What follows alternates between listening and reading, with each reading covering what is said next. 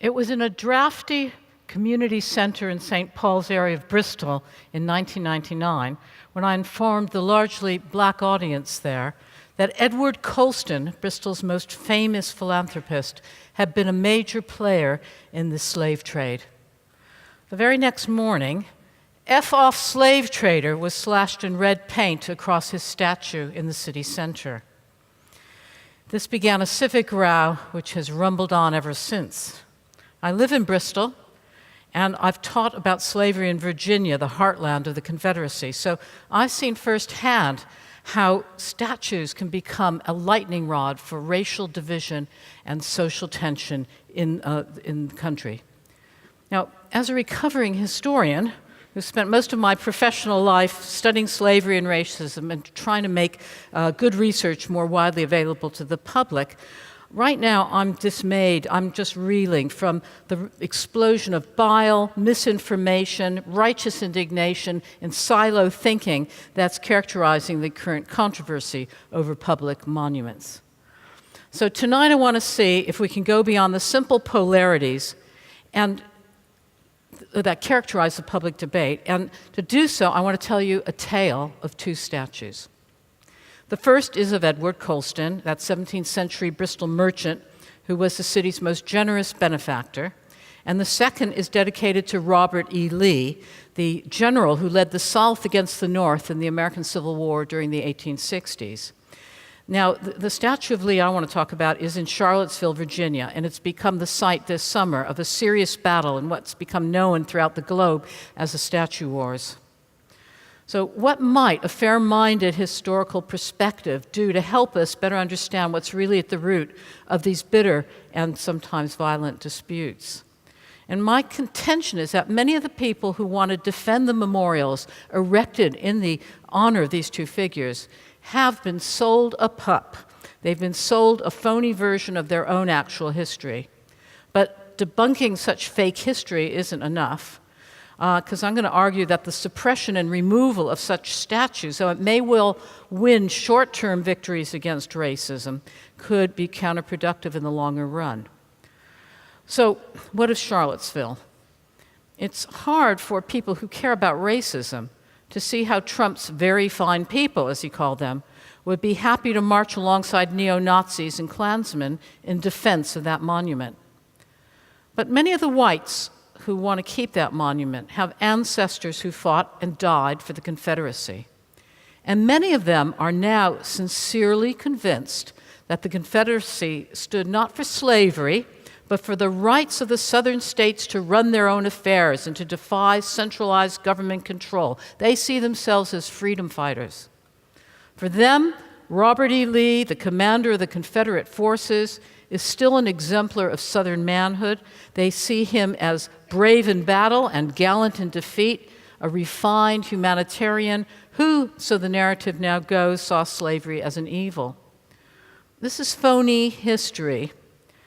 The ideology aside, the facts are that the monument in Charlottesville, like so many others, was put up a generation after the Civil War ended to serve a new political agenda.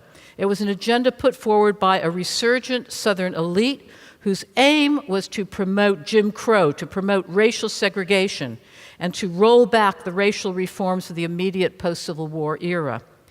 From the 1890s, influential groups like the 100,000-strong Daughters of the Confederacy promoted this new version of history throughout the South in school textbooks, in after-school clubs, in colorful pageants, in beautiful plaques, and impressive public monuments. The circle of empathy that these were designed to promote encompassed the undoubted suffering of the white Southerners during the Civil War, but it didn't extend to the pain of those enslaved. According to the new Gone with the Wind version of the past that they were promoting, black people were happy as slaves, and the Civil War was fought to preserve a gracious Southern way of life, not to preserve slavery. And over the next 70 years, from the 1890s onwards, at least 700 monuments were thus reportedly erected to back up this revisionist view of the past. The Charlottesville monument, which was erected in 1924, is a case in point.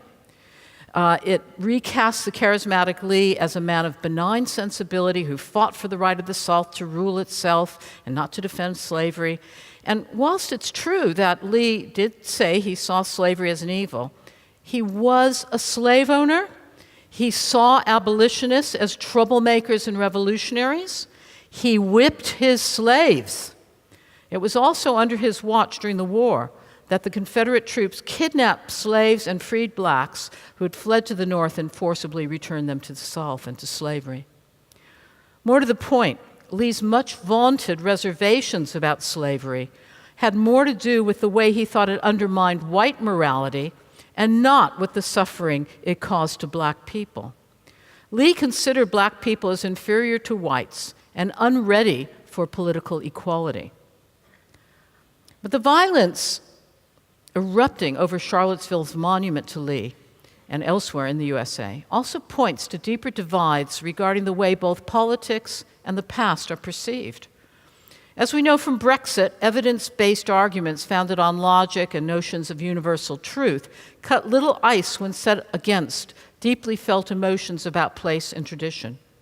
For white Southerners who grew up with them, such statues embodied their own memories and those of their families. They confirm their sense of place and belonging, which is partly why they evoke such loyalty. Now, if their stance in this current controversy reveals an uncomprehending disregard of the sensibilities of their black fellow citizens, racism isn't the whole story. It's part of a wider story. It's part of a revolt against the imposition of liberal values per se. For many whites in the South, liberalism represents an intrusive and sweeping impulse to homogenize and intellectualize, to impose abstract values on them, regardless of their own patriotic sentiments or local loyalties. Such cosmopolitanism is identified with New Yorkers, often code for Jews, or the Washington political elite. Both groups are seen as divorced from the visceral concerns of ordinary, everyday people's lives. It's why so many in the South and the Rust Belt voted for Trump. They perceive the campaign against the Confederate statues to be part of this whole thing. They see it as at odds with their own attachment to place, family honor, and local traditions. It may not be a rational response, but it is perilous simply to ignore it. Indeed, the democratic process itself is at stake here, if we are not simply to drive white resentment underground to reemerge somewhere else in a more virulent form. At present, it has proved untenable simply to rebrand the Charlottesville monument with a new plaque and a renaming of the square as Emancipation Square, which is what the city's liberal mayor initially attempted to do. The atmosphere became too toxic for compromise in Charlottesville because the monument began to serve as a rallying point for the most extremist, racist elements in society. Lee had to be removed in that case in the interests of public safety. Yet the removal of that monument alone will not heal the deep division within American society. The dilemma is grave. The Enlightenment values of critical thought, of a reverence for facts, of universalism, are crucial to democracy. But the terms of the debate also need to be widened to take account of people's emotional needs. How we do that without pandering to atavistic racism and exclusionary ideas of national identity is a challenge of our times. But what can Britain learn from the American experience? How analogous is the controversy over Bristol's Colston statue with that over Robert E. Lee's monument in Charlottesville? Today, Colston's statue is hailed by some as an icon of Bristol's unique and particular identity, to be preserved against the forces of political correctness. The fondness for the statue is not entirely down to racism or insensitivity. People held hands, kissed, got drunk, met friends under that statue. It's part of their identification with the city. It is a constant in a bewilderingly fast-changing urban landscape. And most do not know that Colston was a sectarian figure. His charity did not extend to those who were not members of the Church of England. He didn't give charity to those who would not subscribe to his high Tory politics. Nor do people know that the statue was erected in 1895, way after his death in 1721, because 1895 was a time of growing working-class unrest in Bristol. The statue was intended, in part, as a way to rally the workers to identify with the Bristol elite, all in it together as Bristolians, rather than with the labor movement. And at the time, it was not a popular project. Now, as it stands today, the statue proclaims Colston to be a wise and virtuous son of the city. It is fulsome about his philanthropic generosity to the city, which is undoubted, but it's silent about the fact that he personally presided over the organization of slave trading and that he made money from the proceeds of slave-produced sugar. How insulting this is to Bristolians whose ancestors had been enslaved should be manifest. Yet many white Bristolians feel detractors are too sensitive.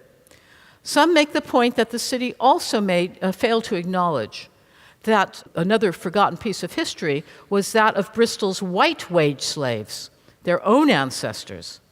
Now, most white Bristolians have little idea about the size, scale, and relentless intensity of the Atlantic slave trade, its continuing legacy of economic exploitation right up into the late 20th century, or the psychological damage that it, to this day, still exercises in the minds of the young black people. Their "what about us" argument ignores the fact that wage slaves, unlike enslaved Africans, had human status under the law and theoretical protection. But their argument about the omission of white working class commemoration in the city, even if it's made to deflect criticism of Colston, still needs to be addressed. If we don't, we are deepening the divide which became evident with Brexit and which threatens to become deeper still. We do not yet have neo-Nazis marching in our street and using Colston as a rallying point. But extremist groups do parade in our streets. And just 60 years ago, Oswald Mosley, the charismatic leader of the British Fascist Party, attracted huge crowds at the Colston Hall. The crucial questions now are, how do we acknowledge all this without pandering to racism and implicitly excluding black Bristolians from a sense of civic belonging? And do we have the time to reinterpret such statues in a way that invites informed historical discussion rather than foreclosing on it? I think we still have time, but it is running out. We must decide what sort of city and what sort of past we wish to commemorate. How to do this without driving resentment underground is a challenge, and that's why we must listen to all of those who feel excluded. We must engage artists and imaginative new ways to foster difficult civic conversations. We need to talk. Thank you.